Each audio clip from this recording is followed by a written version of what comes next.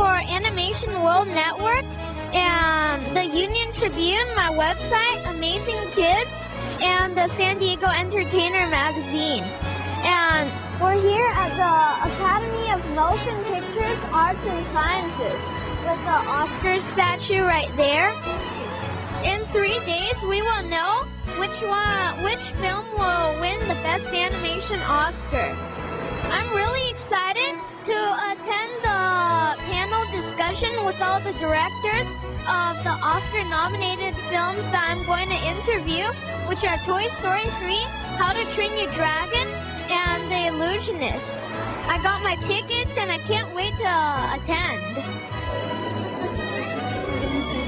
Hi, I'm Perry Chen, and I'm about to interview the two directors of my favorite film of 2010, How to Train Your Dragon, and their names are Dean Dubois and Chris Sanders. So my question is, How to Train Your Dragon seems so different from all the other previous DreamWorks animations, so I thought since you both came from Disney, there could be some influence. And what were some major breakthroughs in How to Train Your Dragon?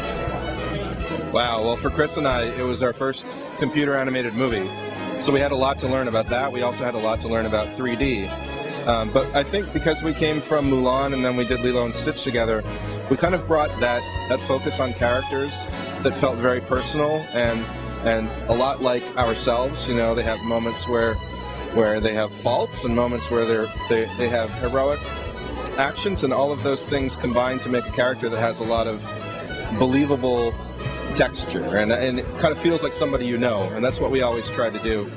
So, yeah, you know, I think if anything, it was just us bringing our own individual sensibilities over to DreamWorks, where they were very welcomed. Well, thank you. And I think How to Train Your Dragon is the best animation from DreamWorks so far, and I sure hope you win the Oscars. Oh, man, I sure hope you're right. Thank you, Perry. Yeah. Right too.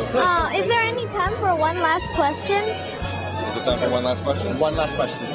If you had an opportunity to change one thing in How to Train Your Dragon, what would it be?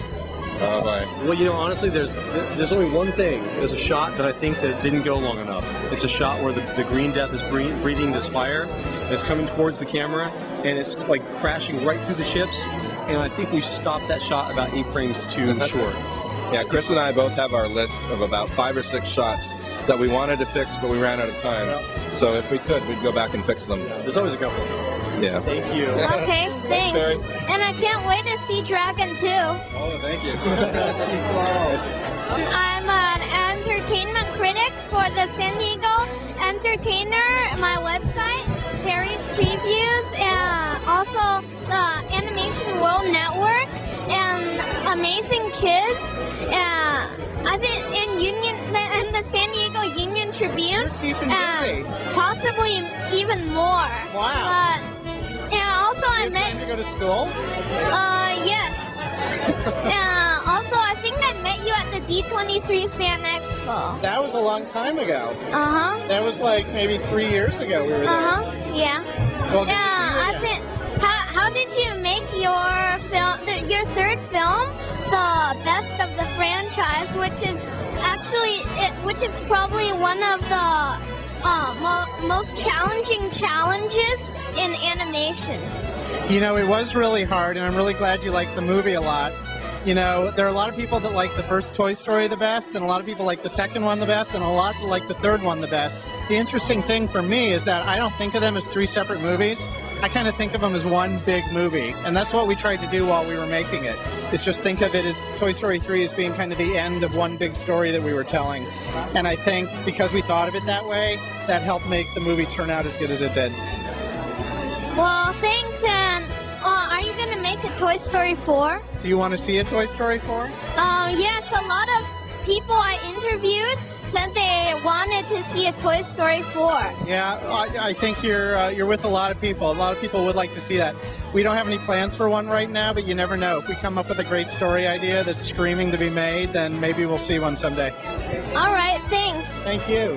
If I would make a Toy Story 4, I'd have, if Bonnie outgrows her toys, I'd of Andy grow up and have kids, and he'll track down the toys for his kids. That's a great idea. Mm-hmm. Nice talking to you. Yeah, thanks.